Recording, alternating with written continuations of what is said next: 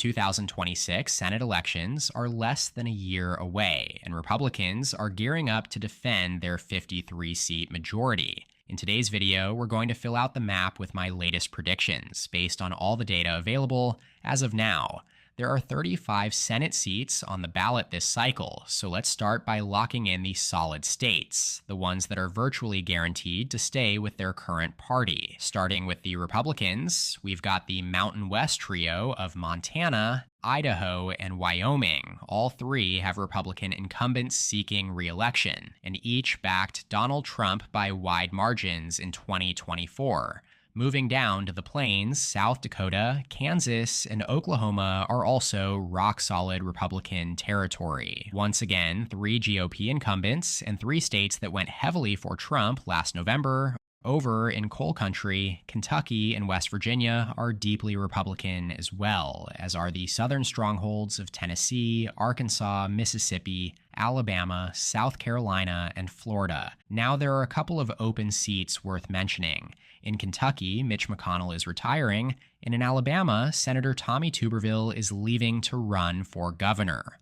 But that doesn't really change anything. Both states backed Trump by more than 30 points in 2024, so they're as safe as it gets for Republicans. It's worth pausing here to explain why I'm referencing 2024 presidential results so heavily. American politics today are more polarized than ever. Split-ticket voting, where voters choose one party for president and another for Senate, is at an all-time low. That means a state's partisan lean at the presidential level has become the most reliable indicator of how it'll vote for Senate. Now shifting to the Democrats, they should easily hold Oregon, Colorado, New Mexico, and Illinois. Up in the Northeast, Virginia, Delaware, New Jersey, Rhode Island, and Massachusetts are also safely blue. Each of these states has a Democratic incumbent running again, and with the exception of Virginia and New Jersey, all gave Kamala Harris double-digit wins in 2024. And even in Virginia and New Jersey, Democrats just scored landslide victories in their off-year governor's races, winning both by margins north of 14 points. Combine that with a favorable national environment for Democrats, according to Decision Desk HQ's latest generic ballot average, which shows them leading by nearly 4 points. And it's safe to project Democratic Senators Mark Warner in Virginia and Cory Booker in New Jersey as strong favorites for re-election. Altogether, that gives Democrats 43 safe seats heading into 2026, while Republicans hold 46 after adding 15 of their own. That leaves just 11 truly competitive races, a historically low number of seats where both parties have at least a fighting chance, and that reality puts Republicans in a commanding position. In fact, according to 538, this is the fewest vulnerable seats any president's party has had to defend in a midterm in recent history. So, the path for Republicans to defend their Senate majority is relatively straightforward. With Vice President Vance serving as the tiebreaker, they only need to get to 50 seats. So among the remaining 11 races, Republicans only need to defend 4 of 6 seats in states Trump won in 2024: Alaska, Texas, Nebraska, Iowa, Ohio, and then North Carolina. And that's before considering their potential pickup opportunities in New Hampshire, Michigan, Minnesota, or Georgia. So even in a strong blue wave year, the numbers are still stacked against Democrats when it comes to retaking the Senate in 2026. From here, let's go through the remaining states in order of least to most competitive, in my opinion. First up, Alaska, a fundamentally strong Republican state. All 3 major forecasters currently rate this race as solidly Republican, largely due to the state's deep red lean. Alaska hasn't elected a Democrat to federal office since 2008, and Donald Trump carried the last frontier by 13 points in 2024. The only factor that could make Republican incumbent Dan Sullivan vulnerable is if former Democratic Congresswoman Mary Peltola enters the race. She's reportedly still deciding between a run for governor or Senate, and recent chatter has centered around 2 new polls showing her as the strongest candidate for governor. and running neck and neck with Sullivan in a hypothetical Senate matchup. Until she makes that decision, and considering Alaska's unique ranked choice voting system, which always adds a layer of uncertainty, I'm keeping this race in the likely Republican column for now, but if Peltola officially bows out, it would immediately shift to safe Republican. Also in the likely Republican column is Iowa, where Republican Senator Joni Ernst announced her retirement following controversial comments at a town hall back in May. Republican Congresswoman Ashley Hinson immediately jumped into the race after that announcement, giving the GOP a strong replacement candidate, one Democrats will struggle to beat even in a blue wave year. Remember, Trump carried Iowa by 13 points in 2024, the largest margin for either party since Nixon's 49-state landslide in 1972. And with Democrats almost entirely shut out of statewide office for the past decade, their strongest potential challengers are a couple of state legislators with relatively low name recognition. Staying in the Midwest, the next race is Minnesota, where Democratic Senator Tina Smith is retiring, setting up the first open Senate election in the state in 20 years. While Republicans haven't won a federal election here since 2002, the Land of Lakes remains a consistently competitive state. Kamala Harris carried Minnesota by just over 4 points in 2024, and the last election for this Class 2 Senate seat back in 2020 saw Tina Smith win by only 5 points. Looking ahead to 2026, Lieutenant Governor Peggy Flanagan currently holds the edge in the Democratic primary, with Congresswoman Angie Craig also in the running. On the Republican side, the most prominent name so far is former NBA player Royce White, but he lost to Amy Klobuchar by 16 points just last November. Unless Republicans can recruit a much stronger candidate, Flanagan, or Craig, will be heavily favored to hold this seat for the Democrats.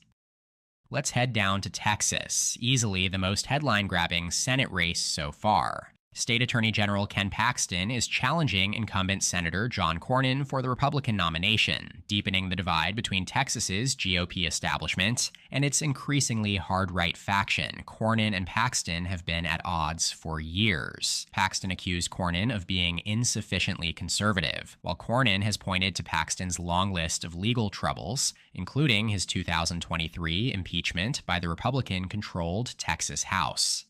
So far, neither Donald Trump nor Senator Ted Cruz have endorsed a candidate, with Trump's endorsement being widely viewed as critical in determining the outcome of the primary. Adding to the drama, Congressman Wesley Hunt recently announced his own bid against Cornyn, defying party leadership to offer voters another option.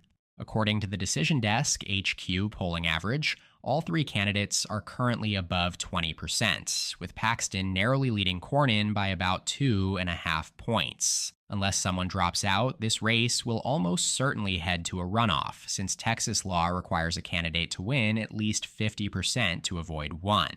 Yet while the polling shows a tight contest, Cornyn holds a clear advantage in endorsements, backed by Senate Republican leader John Thune, 8 other Senate colleagues, and 17 Texas House members. He's also winning the fundraising race with nearly $9 million raised, compared to Paxton's $4 million and Hunt's $1 million.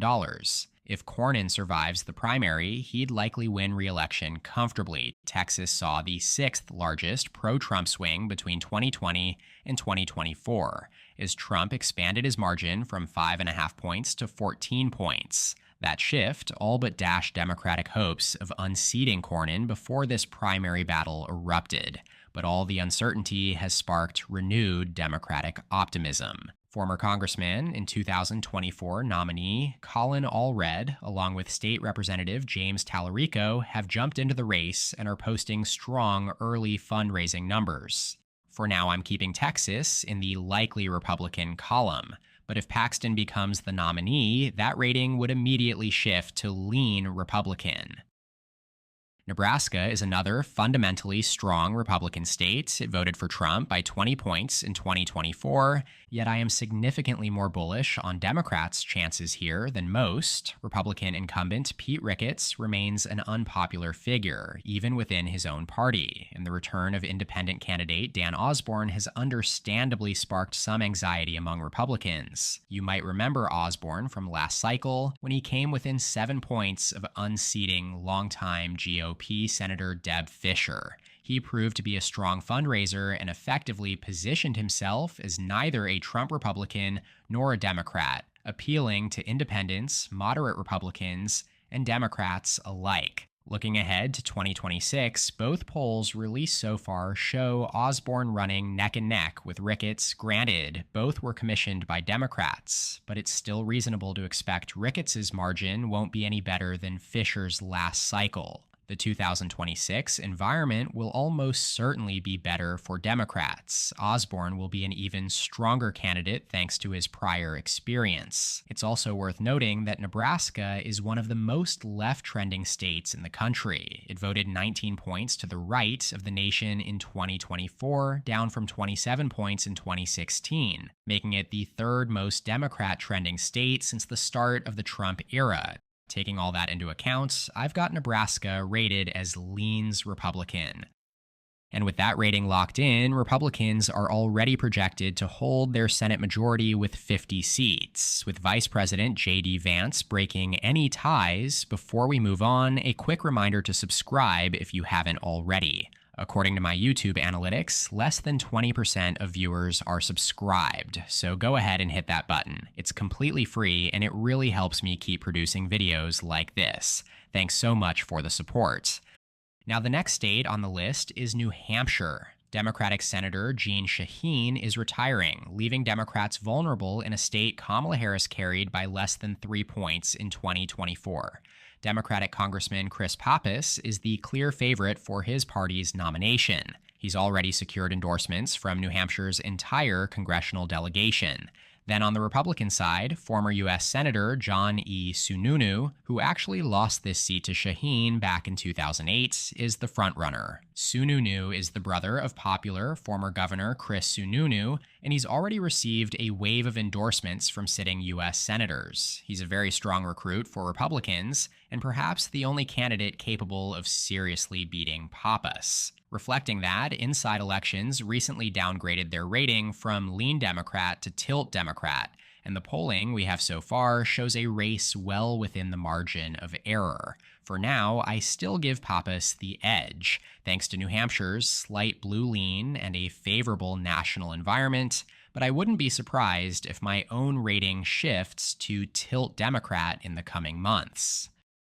Also in the lean column is Ohio, but this time for Republicans. Here we're looking at a special election to fill the remainder of the term vacated by Vance. Republican Governor Mike DeWine appointed Lieutenant Governor John Husted to the seat, making him the unelected incumbent heading into 2026. Husted is both a former Secretary of State and Lieutenant Governor of Ohio, and had it not been for former Democratic Senator Sherrod Brown's entry into the race, I probably would have rated Ohio as safe Republican. Yet with Brown officially in the running, all three major forecasts have the race as lean Republican, and the polls show another race within the margin of error. Brown is the only Democrat to win a major statewide election in Ohio since Barack Obama, and is the only candidate Democrats could have fielded that would have Ohio as only lean Republican.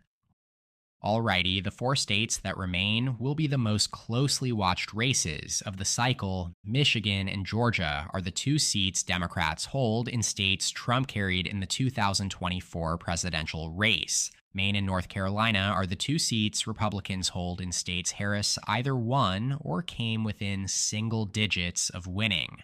As such, they are both parties' strongest flip opportunities on the 2026 Senate map. Let's stick in the Rust Belt and start with Michigan, where we have yet another open race following the retirement of Democratic Senator Gary Peters. This one presents a bigger challenge for Democrats than either Minnesota or New Hampshire after Donald Trump carried Michigan last November. Both parties have found success here in recent years, but Democrats have dominated outside the presidential level, holding both Senate seats, each of the major statewide executive offices, as well as control of the state Senate. Republicans, meanwhile, haven't won a Michigan Senate race since 1994, but this cycle marks their best opportunity since then. Right now, the Democratic primary is shaping up as a three-way contest between former Wayne County Health Director Abdul El-Sayed, State Senator Mallory McMorrow, and Congresswoman Haley Stevens. Each has raised more than $3.5 million for their campaigns to date, and the latest poll shows them all hovering just above 20% support. On the Republican side, former Congressman Mike Rogers is the clear frontrunner. He ran a strong campaign in 2024, coming within 0.3 of a point of defeating Democrat Alyssa Slotkin in that open seat race. With that experience, plus strong fundraising and statewide name recognition, Rogers will have a legitimate shot at flipping this seat. So far, Rogers leads all three Democratic contenders in most head-to-head polls. Still, the Kalshi prediction market gives Democrats about a 73% chance of holding the seat, and honestly, I think that's fair. Democrats have consistently performed better in Michigan's down-ballot races over the past 2 decades, and again, 2026 is shaping up to be a favorable national environment for them. For now, I have Michigan rated as tilt Democrat.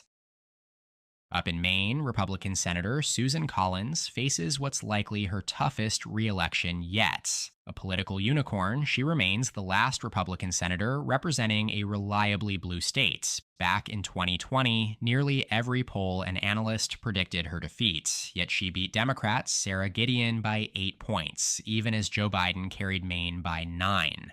To this day, Collins remains the only Republican to win a Senate race in a state simultaneously carried by a Democratic presidential nominee since 2004. Democrats' ideal challenger would have been Congressman Jared Golden, but he's retiring from Congress altogether. Without him, their most established option is Governor Janet Mills, though she's far from a sure bet given her middling approval ratings and the fact she'll be 79 by the time she'd take office. Meanwhile, oyster farmer Graham Plattner has emerged as the progressive favorite, earning support from Bernie Sanders and posting impressive fundraising and polling numbers so far. Ultimately, I'd give Democrats the edge here, no matter who wins their primary. With Maine's clear blue lean and what's expected to be a favorable national environment, Collins would likely need to outperform the fundamentals by at least 10 points to win. She's pulled off that kind of upset before, but this time it may simply be too steep a climb, especially given her declining popularity. That leaves us with the Southeast battlegrounds, North Carolina and Georgia. In North Carolina, Republican Senator Thom Tillis retired after facing backlash from his own party for voting against President Trump's Big Beautiful Bill. Much like John Cornyn in Texas, Tillis has long been tied to the GOP establishment and was even censured by the North Carolina Republican Party over his bipartisan stances on gun control and same-sex marriage. With him out, Trump tapped former RNC chair Michael Whatley to run. But with no prior electoral experience, Whatley enters the race as a relative unknown. Democrats, meanwhile, have a powerhouse candidate in former Governor Roy Cooper, easily their most important recruit of the cycle. Cooper might have even been favored to beat Tillis had he ran for re-election. He left office earlier this year with strong approval ratings and an established fundraising network, and has thus far pulled in the largest haul of any candidate outside of Georgia's Jon Ossoff. Cooper has led Whatley in every poll released so far and is the clear favorite according to Kalshi traders, who give Democrats a 70% chance to flip this seat.